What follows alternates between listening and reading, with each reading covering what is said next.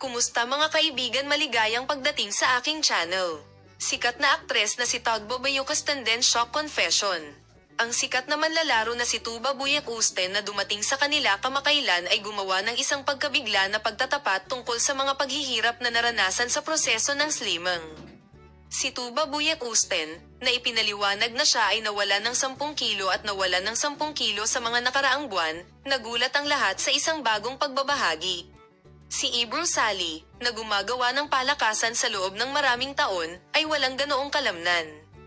Gumawa siya ng kalamnan sa loob ng 2 buwan, o pera, kung ano ang magkomento sa kung ano ang tugon ni Kedirsin Tagbo Bayucastenden sa lahat na nagulat.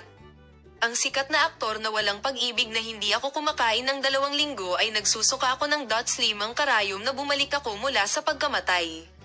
Ipinagtapat niya sa kanyang mga problema sa kalusugan sa kanyang mga salita sa pagsisisi. Patuloy kaming magbabahagi ng detalyadong impormasyon sa iyo.